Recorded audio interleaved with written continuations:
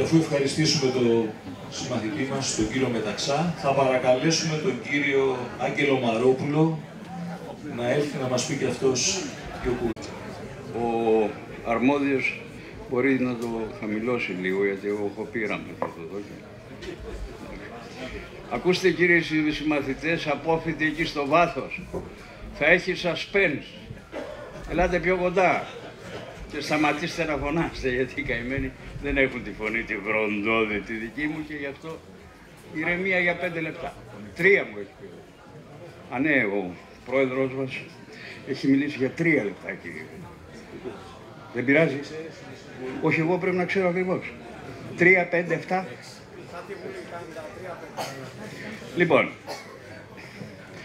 καταρχήν πρέπει να σας πω ότι η συγκίνηση του Βασίλη του Σεϊτανίδη που έψαχνε την αίθουσα είναι και δική μου, γιατί αυτός 53, εγώ 63 χρόνια έχω να μπω εδώ μέσα. Ναι, ναι.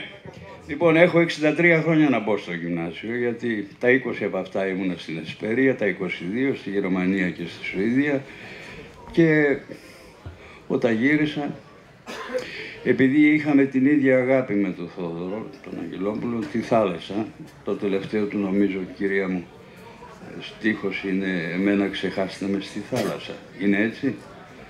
Μάλιστα. Εγώ λοιπόν είχα την ίδια αγάπη μαζί του, δηλαδή είμαστε αντίζηλοι, και γι' αυτό τα επόμενα χρόνια όλα τα πέρασα μέσα σε ένα τρέχαντηράκι, δεν αγόρασα σπιτάκι όπως μου λέγανε μόλις ήρθα στη Γερμανία, σπιτάκι, κεραμιδάκι. Εγώ πήγα και αγόρασα ένα τρεχαντήρι και γύρισα το Αιγαίο.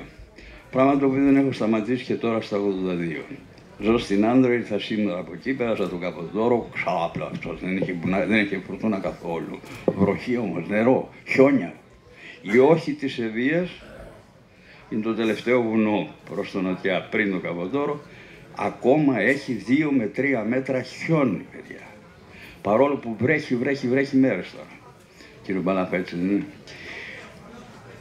Λοιπόν, ακούστε, με τον Θόδωρο εγώ δεν ήμουν φίλος, όπως ο Βασίλης. Ήμουν απλά συμμαθητής που έλαχε όμως να κάθεται δίπλα του για ένα διάστημα. Και σας περιγράφω σε ποια κατάσταση έζησα εγώ τα χρόνια μας, την 7η, την 8η, την 6η, δεν θυμάμαι μόνο. Δίπλα μου ήταν ο Θόδωρος. Αριστερά μου καθόταν ο λαϊκός μας, εθνικός μας στιχουργός Λευτέρης Παπαδόπουλος. Πίσω μου καθόταν ο Χρήστος ο Γεναράς. Δίπλα του καθόταν ο Φασιανός. Εγώ ήμουν άτεχνος. Αλλά ακτιβίστας, όπως τα λέγατε και στο βάθος οι μπαχαλάκηδες. Τι έκανα? Σε ένα διάλειμμα λέω στο Θόδωρο, «Θόδωρε, πηδάμε?» «Τι λες μωρέ?» «Θα πηδήξεις?» «Θα πηδήξω». Τη Μάντρα. Μας χώριζε από ένα άλλο οικόπεδο, στο οποίο κατοικούσε τότε ένας κύριος Μανιαδάκης, ήταν, το θυμάστε, γυρεότερη, υπουργός εσωτερικών και δημοσίας τάξεως. Ρετσινόλαδο, Πάγος και τέτοια. Ωραία. Και αυτός είχε security, διότι ζούσαμε σε μια εποχή, αυτό πρέπει να το συμπληρώσω στα όσα περιέγραψε ο Βασίλης, όταν είχαμε εξετάσεις, οι καθηγητές που επόπτευαν να μην αντιγράφει κανείς, στα τελευταία θρανία δεν πήγαινανε. Γιατί εκεί απάνω είχε και ο Ελασίτης και ο Χίτης τα κουμπούρια του. Και είχε και το βιβλίο και αντίγραφε. Ποιος καθηγητής τολμούσε να πάει εκεί κάτω? Κατά τούτο ο Πάτρας. Πάντοτε ρεπορτάζ, προσωπικό βίωμα. Εγώ τελικώς, ο Θόδωρος δεν συμφωνεί για λόγους αρχής, μπαίνει στην τάξη, μπαίνουν όλοι στην τάξη, εγώ μένω κρυμμένος στην τουαλέτα και πηδάω τη Μάντρα.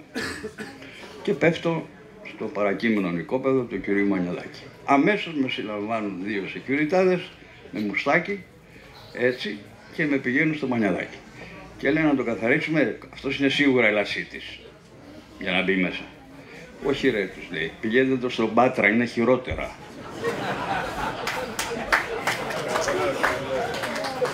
Όπως με είχαν λοιπόν έτσι κλειδωμένο, με πάνε στο γραφείο του γυμνασιάρχου μας. Και αυτός μου λέει την παροιμιώδη φράση, την οποία νομίζω την έλεγε συχνά, «Ούτε μάνα έχεις ούτε πατέρα. Φέρ' τους αύριο και τους 2». Λέω στον πατέρα μου, πατέρας μου Ζακυνθινός, βασιλόφρονα άνθρωπος, διευθυντής ταμείου της Ιωνικής Τραπέζης της Εγγλέζικης, στον Πειραιά, σε υποκατάστημα. Μου λέει, Άγγελε, γιατί να έρθω αύριο στο γυμνασιάρχη, δεν μας τα λες από τώρα? Άστο το παιδί, έλεγε η μαμά. Εγώ του λέω, πατέρα, καλύτερα να τα ακούσεις από τον Πάτρα. Εγώ δεν ξέρω και τι ετοιμάζει. Εμένα μου είπε, ούτε μάνα έχω, ούτε πατέρα, να τους φέρω αύριο και τους δίβα.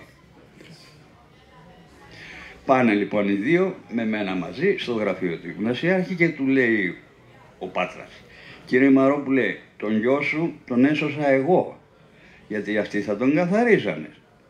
Είστε λασίτης? Όχι κύριε, του λέει, εγώ είμαι βασιλόφωνο. Και λοιπόν, πού το ξέραν αυτό αυτοί? Άρα δικαιούμαι να του δώσω την ύψιστη ποινή που προβλέπει το σχολικός κώδικς. Δηλαδή, αποβολή ισόβια από όλα τα γυμνάσια της Ελλάδος. Διότι πρέπει να παραδειγματιστεί, όπως λένε οι δανειστές, θέλουμε ένα παράδειγμα την Ελλάδα. Ρε παιδιά, καλά, αλλά εγώ δεν είχα δανειστεί τίποτα, αλλά τέλος πάντων, αποβολή από όλα τα γυμνάσια της Ελλάδος. Ισόβια. Καλά, αυτός θέλει να πάει, λέει, να σπουδάσει, λέει.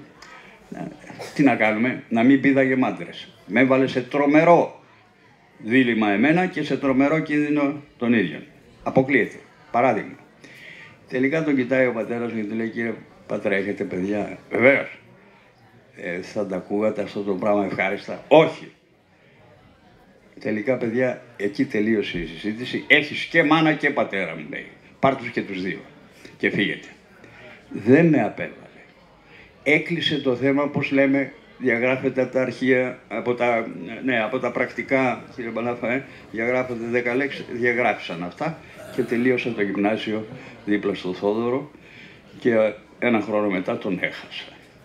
Όχι μόνο αυτόν, και τον Βασίλη και όλους τους μαθητές της τότε εποχής, γιατί εγώ είδα και κατάλαβα ότι δεν είναι για μένα εδώ.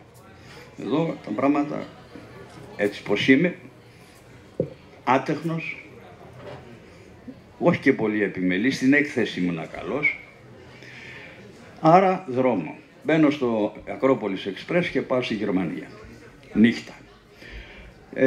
Και μένω 20 χρόνια εκεί και 2 στη Σουηδία. Διαμέσου το 67 κάτι κύριοι με στολή τη βγάλανε, βάλανε πολιτικά και μου πήραν το διαβατήριο. Κακός. Όχι κακός, καλός, γιατί εγώ τους έβριζα από την Deutsche Welle, άρα είχαν δίκιο οι άνθρωποι και μου πήραν και την υπηκότητα, τα διαβατήρια, όλα. Ήρθε το 1974, γύρισα πίσω και όχι σπιτάκι κεραμιδάκι, καϊκάκι. Ωραία. Με τον Θόδωρο όμως συναντήθηκα μετά από πολλά χρόνια στο μεγάλο αμφιθέατρο του Πανεπιστημίου του Βερολίνου. Αυτό ίσως είναι ενδιαφέρον, κύριε Μεταξά, για το πώς παλεύει κανείς για την τέχνη του. Ο Θόδωρος ήρθε στο Βερολίνο το 1967. Ήδη η Χούντα ήταν παρούσα. Και ο Θόδωρος ήρθε να παρουσιάσει το πρώτο του φιλμ, την Αναπαράσταση. Βρήκε μπροστά του 5.000 μενόμενους Γερμανούς φοιτητές, οι οποίοι τον καθίβριζαν το πώς εσύ γύριζες φιλμ στην χουντοκρατούμενη δικτατορική Ελλάδα. Ο Θόδωρος, όπως πάντοτε, δεν μιλούσε. Ήταν ο αμίλητος, για μένα τουλάχιστον, που ήμουν δίπλα του. Ο Θόδωρος έφτιαχνε. Και τελικώς πέρασαν μισή ώρα και δεν τον άφηναν να μιλήσει καν, ούτε να παιχτεί το φιλμ.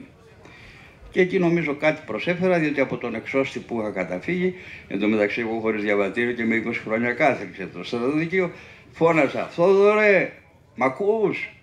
Θόδωρε, είμαι ο Άγγελος Μαρόπουλος. Και τον είδα ξαφνικά, μόλις άκουσε το δεύτερο γυμνάσιο Αρένων Αθηνών. Ο Μαρόπουλος γι' αυτόν δεν είδα τίποτε άλλο παρά το δεύτερο γυμνάσιο Αρένων Αθηνών. Λες και σηκώθηκε όρθιος, είπε αυτά που έπρεπε να πει, ότι εγώ το φιλμ το γύρισα από πριν έρθει η δικτατορία και τι περιγράφει, τη φτώχεια, τη μιζέρια, τις κακουχίες ενός Έλληνα μετανάστη και της φαμίλιας του στην φτωχή, πανφτωχή Ήπειρο που καταλήγει στο έγκλημα. Σκοτώνει τη γυναίκα του. Υπήρχε σκληρότερη κριτική για το καθεστώς που έλεγε «Ελλάς Ελλήνων, χριστιανών, Ιωνίοι ευδομενούς, χαρούμενοι και παράτες».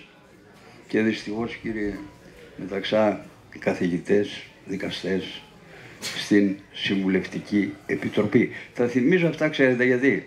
Διότι για τους νεότερους είναι πάρα πολύ δύσκολο να καταλάβουν τι συνέβη. Μάλιστα ένας νεότατος φοιτητής σημερινός μου είπε «Άουστε, ήταν οι Γερμανοί στην Ελλάδα, Ναι, του λέω, ναι.